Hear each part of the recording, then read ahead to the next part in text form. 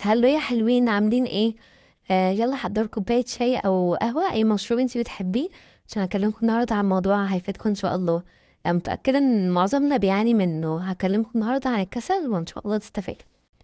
بص، هو الكسل ده اكتر حاجة ممكن تضيع عمرك من غير ما تحسي. سواء كنت مرهقة قاعدة على السوشيال ميديا طول اليوم، او حتى لو ست بيت تعبانة او مش قادرة تعملي حاجة. وكمان الكسل ده مش بس ان انت مش عايزة تتحركي، يعني لا.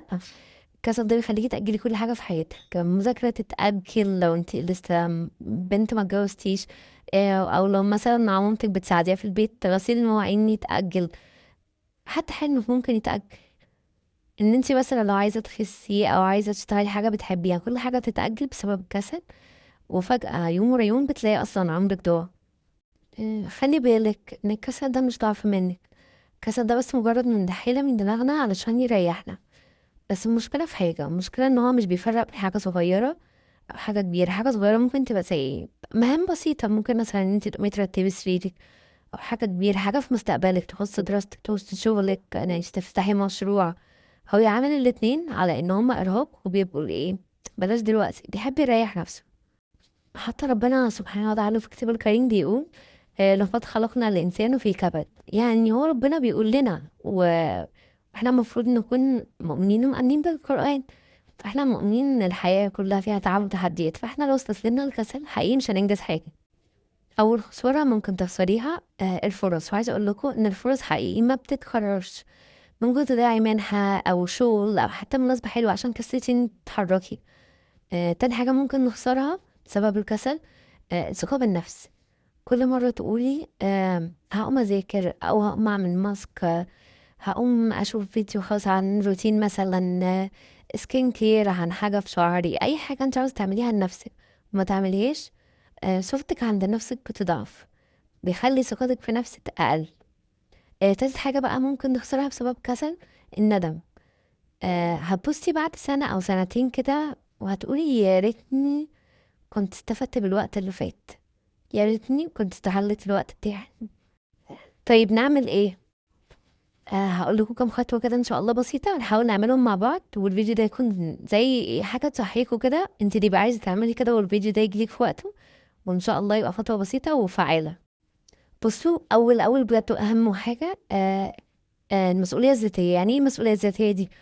يعني انت دلوقتي، انا هعتبركم كلكم زي اخواتي. انا عندي اختين بنتين، فانا هعتبركم زيهم، ونفس اللي بقوله لكم بقوله ليهم. بصي يا حبايبي، هي دلوقتي انت لو ما انقذتيش نفسك او رحتيش اللي وراكي، محدش هيجي ينقذك، ولا صحابك ولا حتى اهلك. حياتك انت اللي مسؤولة عنها. بس دي اول حاجة بالنسبة للمسؤولية الذاتية. تاني حاجة، حاجة زي قاعدة كده اسمها ال5 دقايق. يعني ايه؟ لو انت عندك مذاكرة او شغل بيت تقيل، قولي لنفسك هعمله في 5 دقايق بس. هو طبعا ما بيتعملش في الوقت ده، بس انت بتدي لنفسك تحفيز، بتقولي كده في دماغك، ودماغك بتصدق كل حاجة بتقوليها عليها. عايزه اقولك حاجه، انتوا هتتفاجئوا بجد من نتيجه الموضوع ده. جربوا وقولوا لي. هتفاجئوا ان انتوا هتكملوا كل حاجه من غير ما تحسوا طبعا بالوقت. الموضوع مش بيجي مره واحده، بس انا بقول لكم يعني الحاجات الستبس اللي فادتني. تالت حاجه من الحاجات المهمه وبصراحه نفعتني قوي، تعملي لنفسك جدول يومي. مش لازم يكون معقد او في حاجات كتير، لا، اكتبي 3 حاجات اساسيه كل يوم. 5 دقايق اول اليوم زي ما قلت لكم في فيديو الست الرايقه، او بالليل قبل ما تنامي.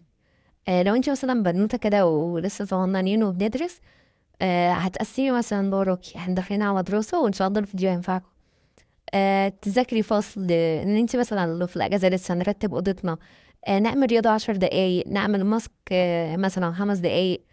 بالنسبة بقى لو احنا مثلا ماميز وكده، تغسلي الغسيل، تحطي في الغسالة، تطبخي، ترتبي مثلا جزء في الشقة عندك، ترتبي جزء في المطبخ. طب احنا حابين ان احنا نطور نفسنا، ممكن مثلا في ال5 دقايق دول او ال10 دقايق دول الروتين اللي احنا هنحطهم، آه نقرا 3 4 صفحات من كتاب. ودايما عايز افكرك بحاجه، ان انت تداومي على حاجه بس تبقى بوقت قليل، احسن من ان انت تعملي مثلا يوم النهارده تعملي ايه، هعمل روتين، تعملي روتين 3 ساعات وتقعدي عليها شهرين 3 ما تعمليش نفسك روتين. رابع واهم حاجه بجد، ان احنا نرتب المحيط حوالينا. يعني ايه؟ يعني خلي البيت حواليك يبقى مترتب، ما يبقاش مكركب، لان دايما البيت المكركب بيخلي دماغك مكركبه. فانت تبداي بالحاجات الصغيره، السرير، المكتب، المطبخ. بجد النظافه بتدي احساس وطاقه. خامس حاجة بقى أهم حاجة طبعا، نبعد عن السوشيال ميديا وقت ما نكون نعمل حاجة. ابعدوا الموبايل، اقفلوه، اعملوا دون ديسترب أي حاجة، خلوا بعيد وانتي بتذاكري أو بتشتغلي. موبايل بجد أكبر حاجة أو أكتر حاجة بتاخد من وقتنا كتير، وبيبقى طبعا باب للكسل. بتقعدي تنتخي ودماغك بسبب الهرمونات اللي هي بتفرزها، الشورتس أو الريلز اللي بتشوفيها. فبجد حاولوا ان انتوا تبعدوا عنه. سادس حاجة، آه، الصحة الجسدية. يعني ايه الصحة الجسدية؟ ان احنا نحاول نهتم بالرياضة شوية. ممكن نعمل حتى كل يوم لو 5 دقايق 10 دقايق، اي رياضة بسيطة، زومبا، نعمل اي تمارين ستريتش، نرقص، رقص شرقي عادي. بجد جسمك لو كان صحي دماغك هتصحى. سابع بقى واهم حاجة، ان احنا ننفذ الحاجة على طول. وانس ان جت حاجة في بالي لازم ان انا انفذها او اكتبها. يعني انت دلوقتي جاتلك في بالك اي مهمة، اي حاجة وراكي عايز تعمليها، ما استنيش، قومي دلوقتي اعمليها. لان كنت ما بتفكري في الحاجة كتير هتكسري ان انت تعمليها. الحاجة بقى اللي بعد كده عايزة اكلمك عليها، صحابك والناس المحيطة بيكي. حاولي دايما الناس المحيطة بيكي تخلي الناس حواليكي بيدوكي طاقة إيجابية ومش كسليين. إن لو صحابك والناس اللي حواليك طول الوقت بيحبطوك ويقولك بلاش، مش تعرفي تعملي ده، ابعدي عن الحاجة دي. ما تبدأيش. دوري على حاجة تانية، مش عارفة ايه. كل ده مش هيفيدك، وده كله بيأخرك. فانتي من نفسك تدوري على ناس تشجعك، كل الناس المحيطين بيكي، صحابك، قرايبك. خليكي قريبة من الناس اللي بتديكي باور بس، او على الاقل مش هتكسلك. لو انت مش هتنفعني فما تضرنيش. اخر حاجه بجد عايزه اقولها لكم، الكسل مش بس بيضيع وقتك، الكسل ممكن يضيع احلامك وحياتك. وهيبقى اصعب شعور بجد في الدنيا بعد كده ان انت تبصي وراكي وبعد سنين تقولي يا ريتني. فلو انت بنوته ولسه صغننين بندرس، وقتك دلوقتي هو اللي هيبني حياتك بعد كده.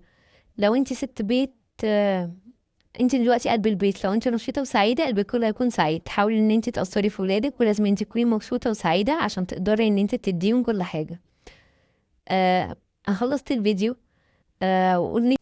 قولي في الكومنتات ايه اكتر حاجة بتكسلك وعايزين توصلوها، واحاول ارد عليكم. ولو اقدر اساعد حد في حاجة هساعدكم.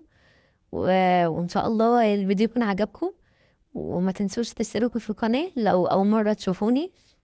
ولو شايفين ان الفيديو ده ممكن يكون يفيد حد او يصحي حد من الكسل اللي هو فيه، يا ريت تبعتهوله. وما تنسوش تدعولي وتدعوا لبنتي بالصحة وراحة البال. بصوا انا عاملة الفيديو ده بنية ان هو يفيدكم، وبنية ان هو يكون صدقة جارية عن اي حد هيستفاد مني في معلومة. فان شاء الله يحقق الغرض منه من الفيديو. ان شاء الله تكونوا كلكم كويسين وتحققوا انجازات في حياتكم.